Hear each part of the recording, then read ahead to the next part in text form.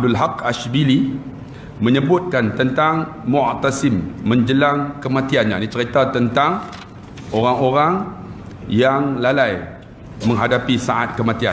Dr. Ain Al-Qarni ni dia cerita tentang satu persatu supaya kita ambil iktibar orang-orang yang lalai. Dan lepas ni dia akan cerita orang-orang yang takwa kepada Allah, bagaimana kematian mereka supaya kita ambil iktibar. Yang ni orang yang lalai. Di antaranya apa? Seorang khalifah zaman kerajaan Abbasiyah nama Mu'tasim. Bagaimana menjelang kematiannya? Al-Mu'tasim, seorang panglima pasukan, sekaligus khalifah yang berhasil menakluk Umayyah, ini satu tempat dengan 90,000 pasukan, punya dahsyatnya.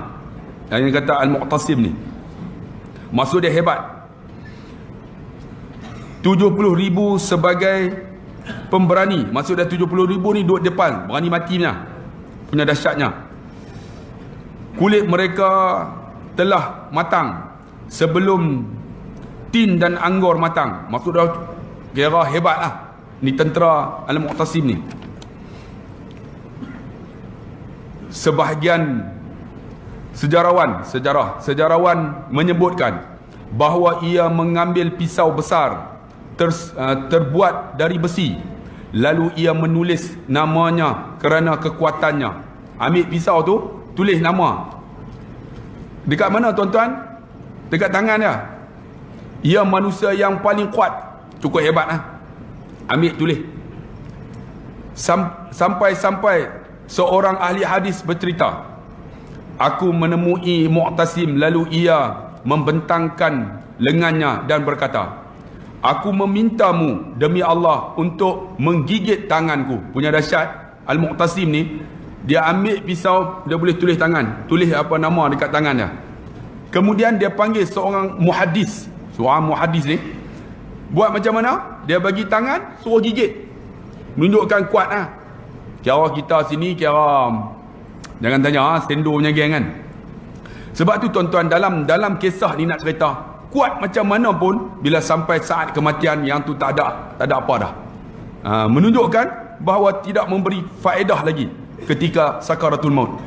Ia melanjutkan, muhadisin tadi cerita, aku pun menggigit tangannya. Dia pun tokak lah, kita orang Melayu kita tokak kedahan. Dia pun tokak tangan Mu'tasim ni, khalifah ni.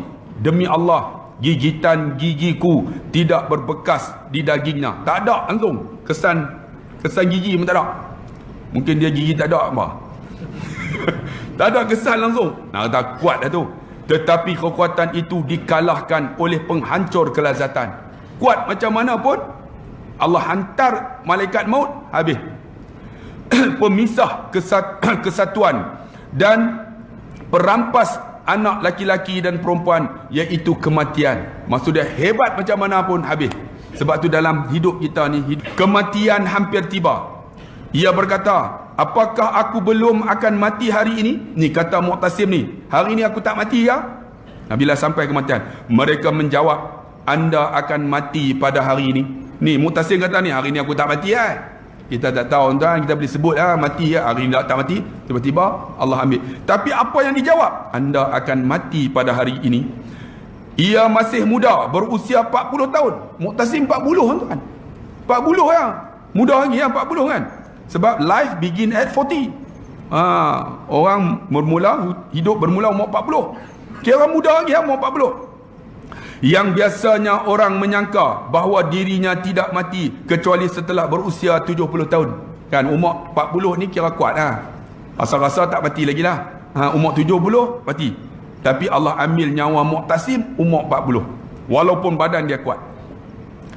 Ia turun daripada atas tempat tidurnya sambil berkata, turun tu Mu'tasim daripada tempat tidur. Dia kata apa?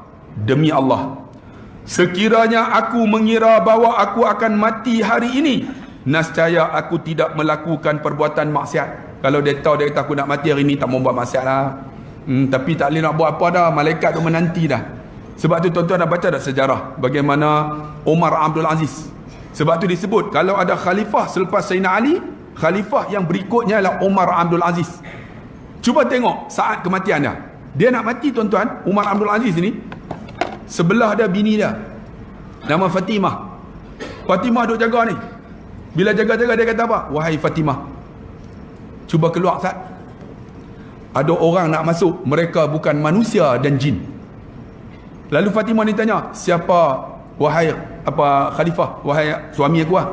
Dia kata mereka ialah malaikat. Rupanya orang yang nak mati ni tuan-tuan, Allah bagi ilham dekat dia. Ni. Allah bagi ilham dekat dia. Sebab apa tuan-tuan? Tatanazzalu alaihimul malaikah. Turun kepada malaikat. Alla takhafu wala tahzanu. Malaikat ni turun, malaikat kata dekat roh yang nak mati ni.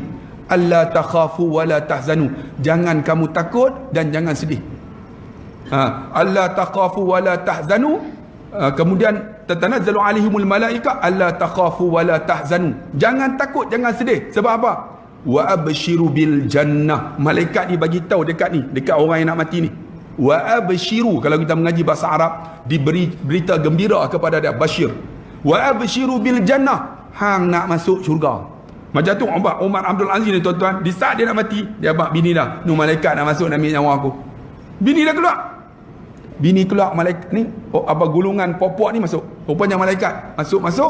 Kemudian bila keluar gulungan ni, bini dia masuk, tengok-tengok Umar Abdul Aziz dah mati. Ni wa abshiru bil jannah, diberi berita gembira kepada dia nak masuk syurga. Sebab tu ini orang yang hebat. Begitu juga dia ni orang yang teruk ni. Dia kata apa? Demi Allah, kalaulah aku tahu aku nak mati, aku tak mau buat maksiat, tapi tak boleh nak buat apa dah. Subhanallah. Apa bezanya antara hari ini dan esok? Apa beza? Hari ini esok, kalau tak buat ibadat, tak buat jugalah.